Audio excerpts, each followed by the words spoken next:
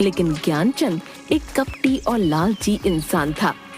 एक दिन गांव का सबसे धनी बनिया कुछ सोने की मोहरें और चांदी के सिक्के लेकर मंदिर आता है और ज्ञानचंद पुजारी से बोला, ये लीजिए पुजारी जी, आज भगवान के चरणों में देने के लिए कुछ दान लाया हूँ। अरे हाँ हाँ, क्यों नहीं। भगवान के चरणों में जो भी तुम सच्ची भावना से चढ़ाओगे उसका तुम्हें दुगना ही मिलेगा। हाँ। जिसके बाद वो धनी बनिया सोने की कुछ मोहरें और चांदी के कुछ सिक्के मंदिर की दान पेटी में डाल देता है। ये देखकर ज्ञानचंद पुजारी की आंखों में लालच आ जाता है। अरे बाबा, इतना सारा धन, अगर ये मुझे मिल जाए तो मेरे तो मजे ही आ जाएंगे। हाँ बाबा, पूरी जिंदगी इस मंदिर का पुजारी बनकर नहीं गुजारनी पड़ेगी। हाँ। अच्छा पुजारी जी, अब मैं चलता हूँ। जिसके बाद वो वहाँ से चला जाता है। तभी ज्ञानचंद दान पात्र में से धन निकालकर एक पोटली में अपने घर ले जाता है।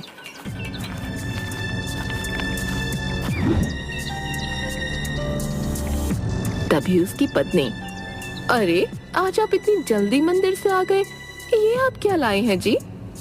अरे अरे भाग्यवान, ये देखो, आज मैं अपने लिए कितना सारा सोना चांदी लेकर आया हूँ। अब देखना भाग्यवान, हम मौत से अपना जीवन गुजारेंगे। हाँ देखो देखो, तुम ही देखो कितना सारा धन है।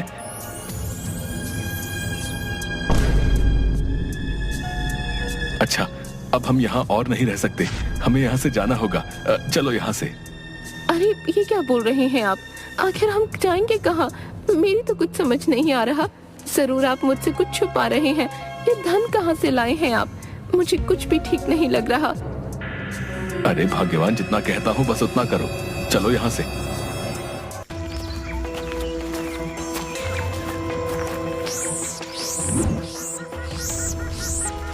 थोड़ी दूर चलने पर वो एक जंगल में पहुंचे, जहां उसे एक घास से बनी झोपड़ी दिखाई दी।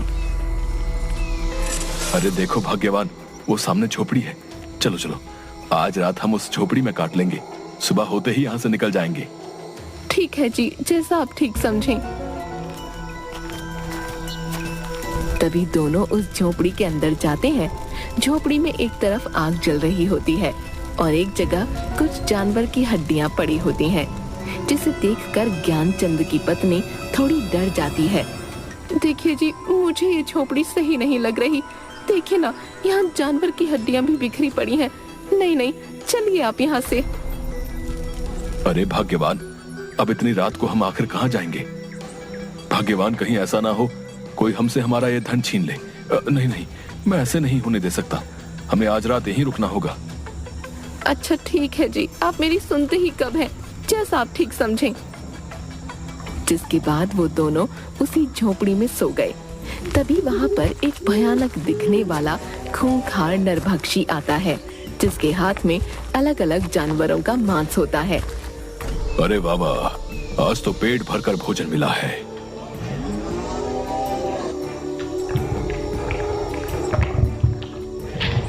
हाँ, आनंद आ गया। तभी उसे ज्ञानचंद पुजारी के सोने की आवाज सुनाई देती है, जो खर्राटे मार रहा होता है। अरे ये किसकी आवाजें आ रही हैं? कौन है यहाँ? तभी वो देखता है पुजारी और उसकी पत्नी उसकी झोपड़ी में जमीन पर सो रहे होते हैं। अरे वाह वाह, आखिरकार मेरे लिए नया भोजन आ ही गया।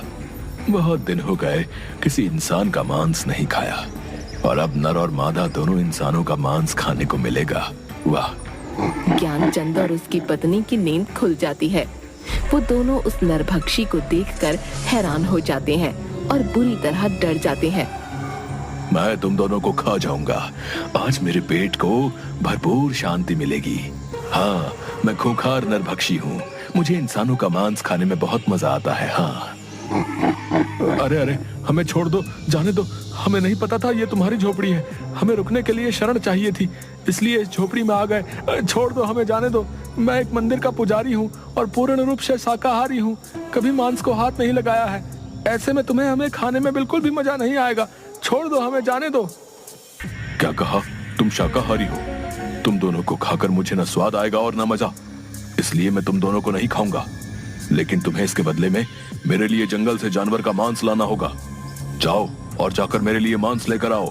मेरी भूख को शांत करो, जाओ, वरना मैं तुम्हें ही खा जाऊंगा।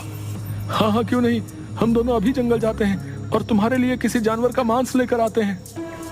नहीं, तुम दोनों नहीं जाओगे, सिर्फ तुम जाओगे। अगर तुम वापस मेरे लिए मांस लेकर नहीं आए तो तुम्हारी ये पत्नी मेरे पास यहीं मेरी झोपड़ी में रहेगी। अगर तुम जल्दी से मेरे लिए जानवर का मांस नहीं लेकर आए तो मैं तुम्हारी पत्नी को खा जाऊंगा, समझे? अब जाओ यहाँ से। राक्षस महाराज, ये आप क्या बोल रहे हैं? नहीं नहीं, आप मेरी पत्नी को नहीं खाइएगा। मैं अभी आपके लिए किसी जानवर का मांस लेकर आता हूँ।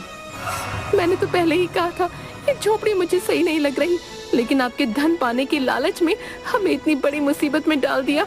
अब इस नरभक्षी के लिए किसी जानवर का मांस लेकर जल्दी आइएगा, वरना ये नरभक्षी मुझे खा जाएगा। नहीं नहीं भाग्यवान, तुम चिंता मत करो, मैं जानवर का मांस लेकर जल्दी ही वापस आ जाऊंगा। जिसके बाद वो जंगल जाता है।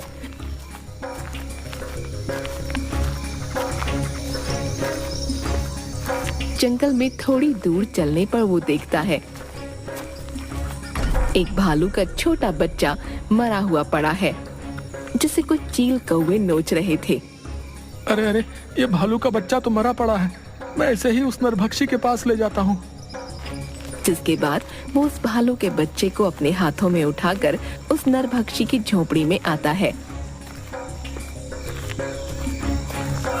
तभी ज्ञानचंद देखता है कि उसकी पत्नी नीचे जमीन पर पड़ी हुई है और नरभक्षी बड़े मजे से उसके शरीर का मांस नोच नोच कर खा रहा है। ये देखकर ज्ञानचंद हैरान रह जाता है और जोर जोर से रोने लगता है। हाय हाय कपटी नरभक्षी, ये तूने क्या किया? तू मेरी पत्नी को ही खा गया। अरे मैं तो तेरे लिए जानवर का मांस लेकर आया हूँ, लेकिन तुझे जरा भी सब्र नहीं हुआ, मेरी पत्नी को ही मार डाला। तुम्हें आने में इतनी देर कैसे हो गई? मुझसे अपनी भूख सहन नहीं हुई, इसलिए मैंने तुम्हारी पत्नी को ही खा लिया। ये मैंने क्या कर दिया? मुझे माफ कर देना भाग्यवान, मैं तुम्हारे प्राण नहीं बचा पाया, माफ कर देना। न मैं मंदिर से धन चुराता और न हम यहाँ इस जंगल में आते, मेरे लालच ने मुझसे ये क्या करवा दिया। हाँ, आज के लिए इतना भोजन ठीक है, चलो अब थोड़ा विश्राम कर लेता हूँ। हाँ।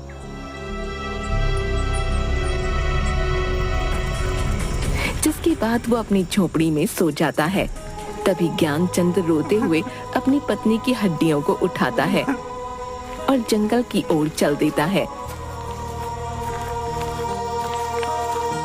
वो अपनी पत्नी की हड्डियों को लेकर जंगल में जाता है और एक विशाल पेड़ के नीचे बैठ जाता है और रोने लगता है। मुझे माफ कर देना भाग्यवान, मेरे लालच ने तुम्हारी ये दशा कर दी है, मुझे बहुत पछतावा है, भगवान मुझे माफ कर देना। तभी उसे रोते देख पेड़ पर से एक गिद्ध की आवाज आती है। क्या हुआ है तुम्हें? तुम क्यों रो रहे हो? ये मेरे सोने का वक्त है, लेकिन तुम मेरी नींद में बाधा डाल रहे हो। ज्ञानचंद उसे देखकर थोड़ा डर जाता है। उस खूंखार नरभक्षी ने मेरी पत्नी को मार डाला, अब मैं क्या करूंगा? मेरी प्रिय पत्नी मुझे छोड़कर चली गई है, अब भला मैं जीवित रहकर क्या करूंगा? अब मैं भी मर जाना चाहता हूँ, मैं खुद ही उस खूंखार नरभक्षी को अपने आप को समर्पित कर दूंगा, अब मैं जीना नहीं चाहता। उस खूंखार नरभक्षी ने तुम्हारी पत्नी को भी मार डाला है। इस खूंखार नरभक्षी का आतंक तो इस जंगल में बढ़ता ही जा रहा है, जिसकी वजह से अब इस जंगल के जानवर पूरी तरह से खत्म होने को हैं। वो एक खूंखार नरभक्षी है, लेकिन मैं इसमें तुम्हारी सहायता कर सकता हूँ। तुम्हारी पत्नी फिर से जीवित हो जाएगी। ज्ञानचंद ये सुनकर थोड़ा खुश हो जाता है। क्या सच में तुम सच बोल रहे हो? क्या मेरी पत्नी फिर से जीवित हो सकती है? तुम कौन हो? आखिर मेरी पत्नी कैसे जीवित हो सकती है, बताओ मुझे। मेरा नाम गरुड़राज है, मेरे पास दैविक शक्तियां हैं, इसलिए वो खूंखार नरभक्षी मुझे कुछ नहीं कर सकता। तुम्हारी पत्नी का जीवित होने का सिर्फ एक ही रास्ता है, जिस पर चलकर ही तुम अपनी पत्नी को जीवित कर पाओगे, लेकिन वो रास्ता बहुत कठिन होगा। गरुड़राज, आखिर क्या है वो कठिन रास्ता, मुझे बताओ। मैं अपनी पत्नी को फिर से जीवित करने के लिए किसी भी कठिन रास्ते पर जाऊंगा।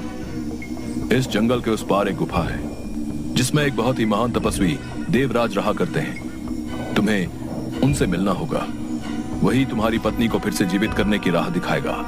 लेकिन देवराज तपस्वी किसी भी इंसान को अपनी गुफा में इतनी आसानी से आने नहीं देता। तुम्हें उससे मिलने के लिए कई चुनौतियों का सामना करना पड़ेगा। गरुड़राज, मैं जरूर उस गुफा में उस महान तपस्वी के पास जाऊंगा, चाहे फिर मुझे कितनी ही मुश्किलों का सामना क्यों ना करना पड़े। तभी गरुड़ राज उसे अपना एक पंख देता है। ये लो मेरा ये जादुई पंख ले जाओ।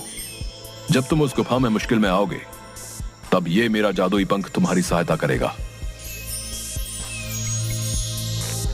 ज्ञानचंद वो पंख लेकर जंगल के पार वाली गुफा में जाता है।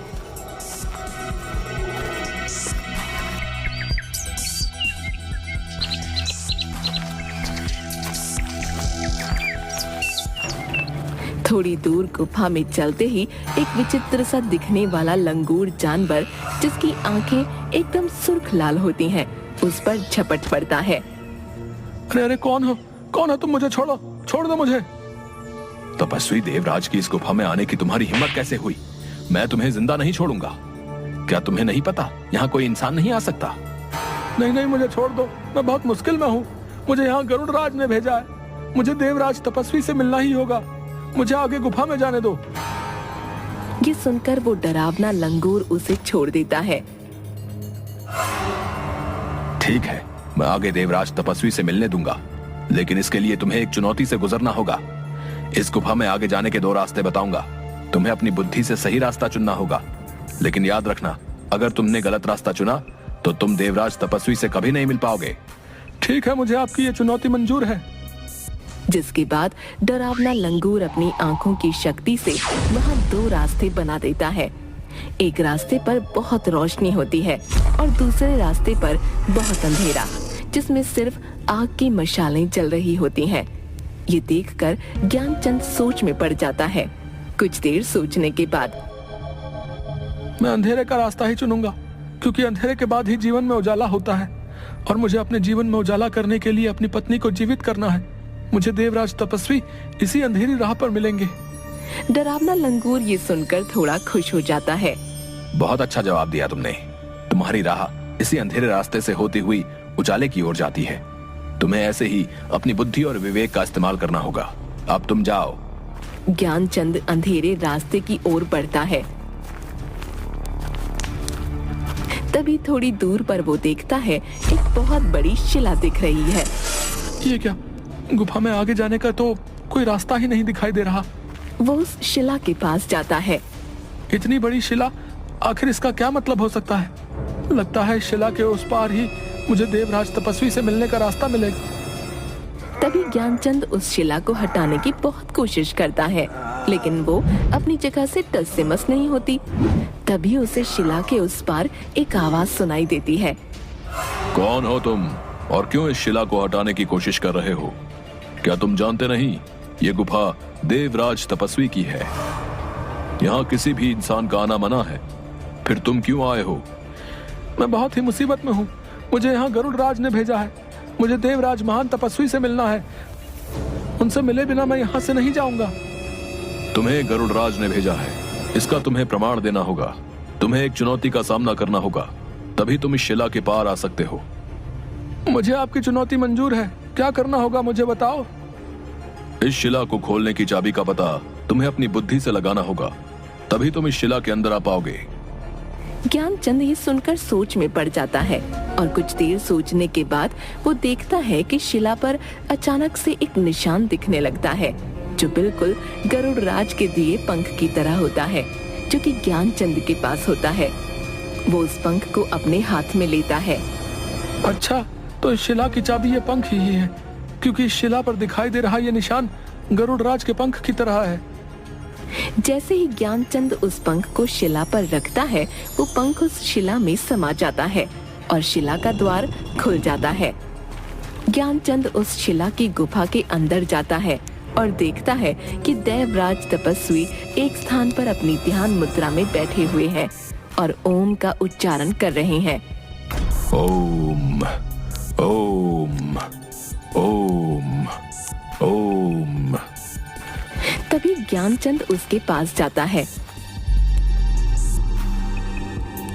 हे महान तपस्वी देवराज, आंखें खोलिए। मुझे आपकी सहायता की आवश्यकता है। आप ही मेरी सहायता कर सकते हैं। आंखें खोलिए अपनी। कि देवराज तपस्वी अपनी आंखें खोलता है। कौन हो तुम और क्यों आए हो हमारी गुफा में? यहाँ हम अपनी ध्यान मुद्रा में रहते हैं, इसलिए किसी भी इंसान का यहाँ आना वर्जित है। लेकिन तुम यहाँ इतनी चुनौतियों का सामना करके आए हो, तो हम तुम्हारी सहायता अवश्य करेंगे। बताओ हमें, हम तुम्हारी क्या सहायता कर सकते हैं?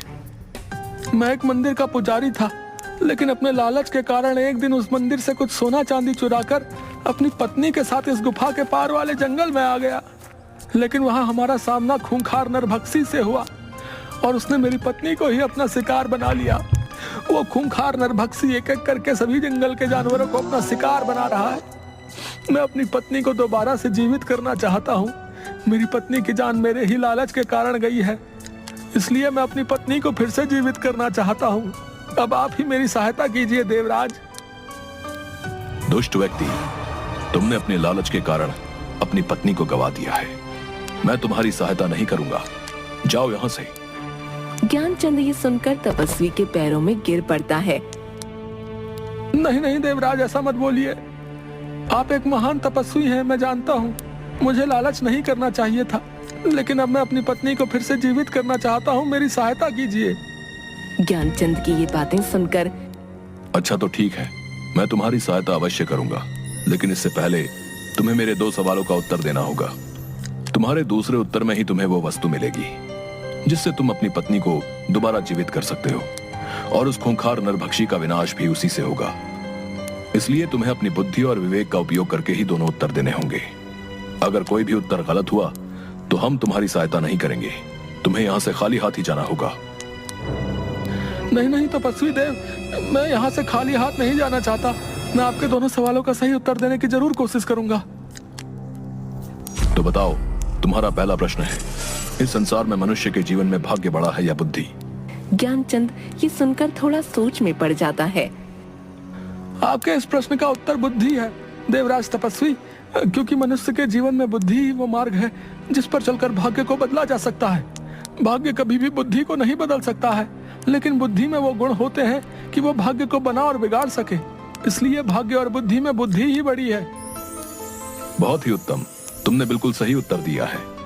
मनुष्य अपनी बुद्धि से ही कुछ भी हासिल कर सकता है। भाग्य का मार्ग बुद्धि के मार्ग के आगे छोटा होता है। अब तुम्हें अपने दूसरे प्रश्न का उत्तर देना होगा।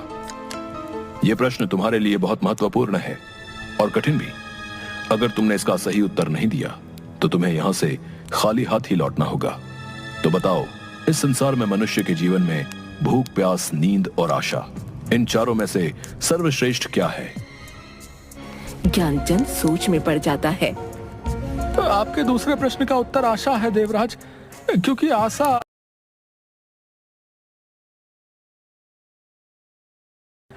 आशा अर्थात उम्मीद पर ही ये संसार टिका हुआ है। क्योंकि मनुष्य के जीवन में एक आशा ही होती है जो मनुष्य के जीवन में कठिन से कठिन कार्य को भी करने की ताकत देती है। मनुष्य जीवन में आशा घने अंधेरे में उस रोशनी की किरण की तरह है जो मनुष्य को घनघोर कष्ट में भी जीने की प्रेरणा देती है। वाह, बहुत ही उत्तम उत्तर। तुम्हारा ये उत्तर भी बिल्कुल सही है। मैं तुमसे बहुत खुश हुआ। तुम्हारी बुद्धि ने मुझे प्रभावित किया, इसलिए मैं तुम्हारी सहायता अवश्य करूंगा। तभी तपस्वी उसे एक जल से भरा अपना लोटा देते हैं। ये लो, ये अमृत ही तुम्हारी सहायता करेगा।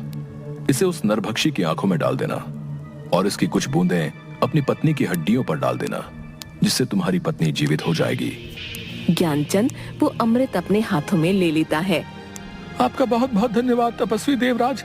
अब मैं इस अमृत से अपनी पत्नी को दोबारा जीवित कर पाऊंगा और उस नरभक्षी का अंत भी। जाओ, तुम्हारा कल्याण होगा।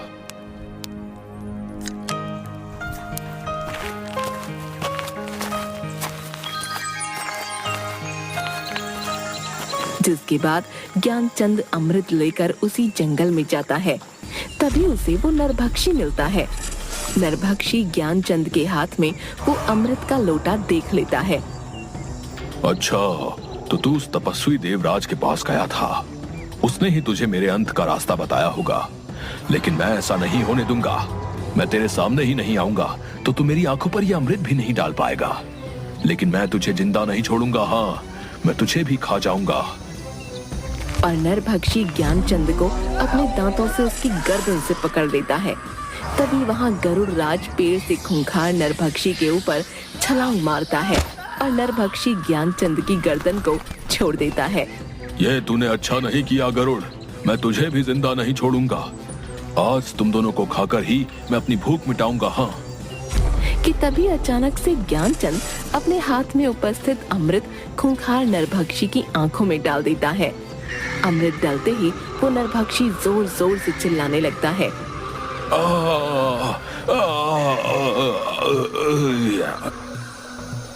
और देखते ही देखते जलकर भस्म हो जाता है। जिसके बाद ज्ञानचंद और गरुड़ की आंखों में थोड़ी खुशी दिखाई देती है। नरभक्षी का तुमने अंत कर दिया है। वाकई तुम बहुत बहादुर निकले। अब जाओ और अपनी पत्नी की हड्डियों पर इस अमृत की बूंदें डाल दो। जिसके बाद ज्ञानचंद अपनी पत्नी की हड्डियों पर उस अमृत को डाल देता है। जिसके बाद उसकी पत्नी दोबारा जीवित हो जाती है, जिसे देखकर ज्ञानचंद खुश हो जाता है। आखिर तुम फिर से जीवित हो ही गई भाग्यवान। तुम मेरे पास दोबारा लौट आई हो। मेरे लिए इससे बढ़कर और कुछ भी नहीं। लेकिन ये सब कैसे हुआ जी? मुझे तो उस खूंखार नरभक्षी ने मार डाला था, फिर ये सब कैसे हुआ? जिसके बाद ज्ञानचंद अपनी पत्नी को सारी बात बताता है। आप तो सच में एक बहादुर इंसान निकले जी। आपने लालच में जो पाप किया था उसकी सजा आपको इस रूप में मिली जी। आपके लालच ने मुझे सदैव के लिए आपसे दूर कर दिया था, लेकिन आपके पश्चाताप पर मुझे दोबारा जीवित करने की इच्छा ने मुझे फिर से आपके पास वापस ला दिया है। अब आप कभी भी लालच के झांसे में मत आइएगा। हाँ नहीं भाग्यवान,